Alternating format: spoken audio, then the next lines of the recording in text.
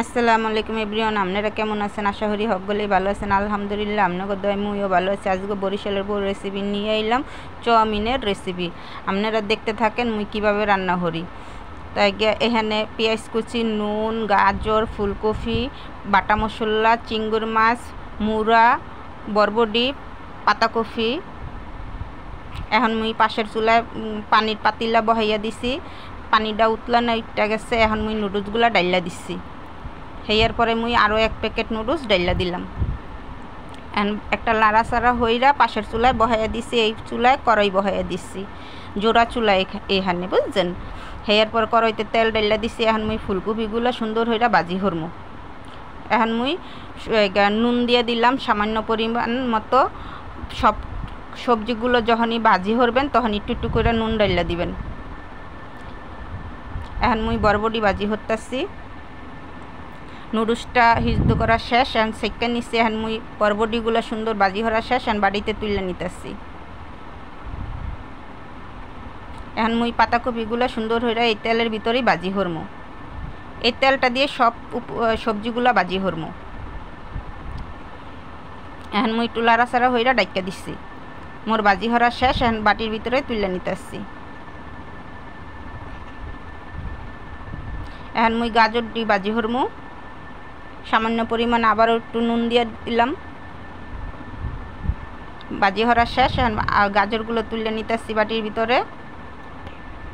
এখন সাইড আন্ডা ভাজি হরমু, বুঝছেন? পিডিয়ে পিডিয়ে ভাঙতে হয়। এখন মুই কী হরমু বলেন দেখি। হেয়ার পর আবার একটু নুন দাইলে দিলাম। এখন লাড়াচাড়া হইরা মোর ডিমগুলো ভাজি হরা শেষ, এখন বাটির ভিতরে তুলে নিতেছি। এখন চিংড়ি মাছগুলো সুন্দর হইরা ভাজি হরমু। এখন একটু হলদির গুঁড়া দিয়ে দিছি। চিংড়ি মাছগুলো ভাজি হরা শেষ, এখন মুড়া ভাজি হরমু। এখন পেঁয়াজ কুচি ডাইলা দিলাম। এরপর ভালো হইরা লাড়াচাড়া হইরা আদা রসুন বাটা দিয়ে দিলাম। এরপরে সবজিগুলো একে একে সব সবজিগুলো ডাইলা দিম, বুঝছেন?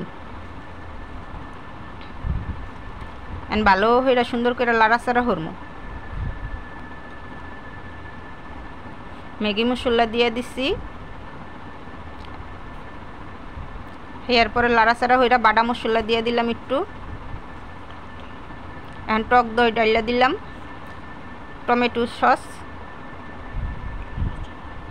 এরপর ভালো হইরা লাড়াচাড়া হইরা নুডলসটা ডাইলা দিচ্ছি। এরপর ভালো হইরা আবার একটা নাড়াচাড়া হরমু। সামান্য পরিমাণ নুন দিয়ে দিচ্ছি, টমেটো কুচি দিয়ে দিচ্ছি, কাঁচামরিচ কুচি দিয়ে দিচ্ছি, মটরশুঁটি দিয়ে দিলাম, ধনিয়া পাতা কুচি। এখন সুন্দর করে চিংড়ি মাছগুলো ডাইলা দিলাম।